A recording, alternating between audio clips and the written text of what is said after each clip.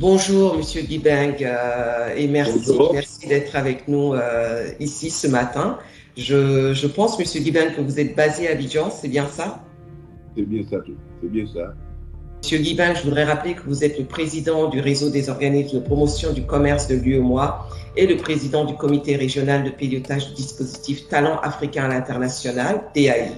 Vous êtes à l'origine de cette initiative structurante Sud-Sud qui est soutenue par l'UEMOA. Monsieur Beng, vous pouvez nous en dire davantage sur Talent africain à l'international? Tout à fait.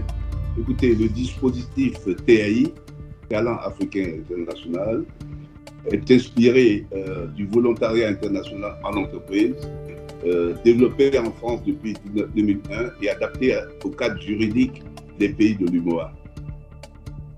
Le principe du dispositif TAI repose sur le fait qu'un jeune diplômé originaire d'un des 8 pays de l'UMOA fasse un stage, une mission de développement professionnel au sein de la filiale à l'étranger d'une entreprise de son pays d'origine. Concrètement, qu'est-ce que ça veut dire?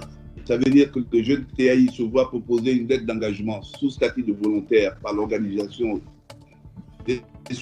gestionnaire du dispositif, en l'occurrence ici de CESAG, et mise à la disposition de l'entreprise d'accueil à travers une convention passée entre celle-ci et le gestionnaire, dans laquelle sont précisés les contenus de la mission, le nom des tuteurs, des chargés de mentorer les jeunes pendant la durée de la mission qui, je le dis, est de 12 à 24 mois.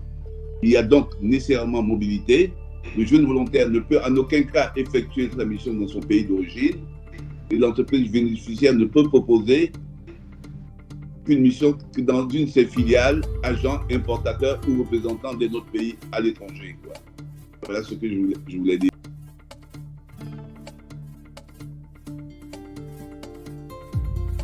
Je crois que ces ambitions sont très grandes. Le dispositif a pour vocation d'accompagner les efforts des gouvernements et des pays de l'UMOA en faveur de l'emploi des jeunes, l'internationalisation des entreprises, notamment les petites, et développer les échanges intra-UMOA. Et j'ajouterais aussi créer une culture d'exportation auprès de nos jeunes, ce qui est très important. Le dispositif vise donc une montée en puissance et une accélération de recrutement pour arriver à environ 200 TAI en fin d'émission en 2023 et 100 entreprises pour 100 entreprises différentes.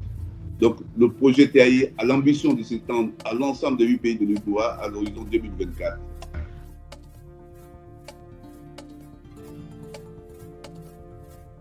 Très bonne question. D'abord, pour les jeunes, il s'agit de mettre en pratique leur expérience ou leurs connaissances qu'ils ont pu avoir dans leur cursus universitaire, sur l'entreprise où ils font leur mission, confrontés avec leurs tuteurs désignés dans cette entreprise, ça c'est très important.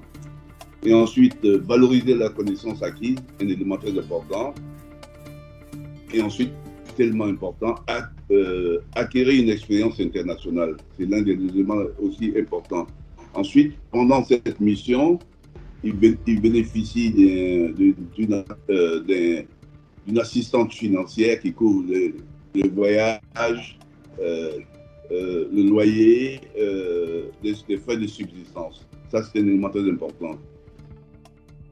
Donc, un cadre extraordinaire qui permet aux jeunes de s'épanouir et de pouvoir travailler dans un contexte bien très, très rudimentaire. Voilà ce que je veux dire. Pour ce qui concerne les entreprises, bien entendu, elles sont exonérées de tout lien contractuel à le bénéficiaire. C'est-à-dire que le TAI n'est pas embauché. Donc, il part en mission. La gestion TAI est déléguée à un organisme gestionnaire, en l'occurrence le CESAC, qui s'occupe de tout l'aspect administratif, qui permet donc à l'entreprise de se consacrer uniquement sur le suivi technique de l'étudiant, donc sur son core business. Ensuite, le coût du dispositif est modéré. Nous avons fait en sorte que ce soit supportable. Et ensuite, dans certains cas et pour certains pays, l'entreprise pourra bénéficier de ce qu'on appelle un ticket modérateur, c'est-à-dire une subvention qui vous permet d'être incité à prendre des jeunes TAI.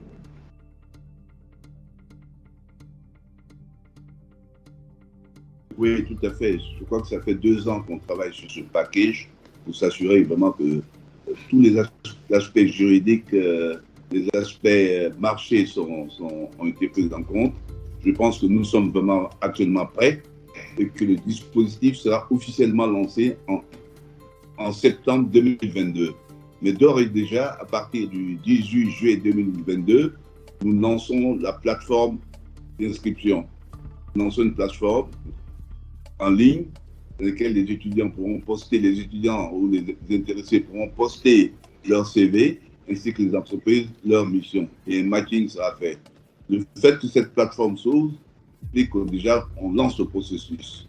Donc, je vous conseille de vous inscrire en masse.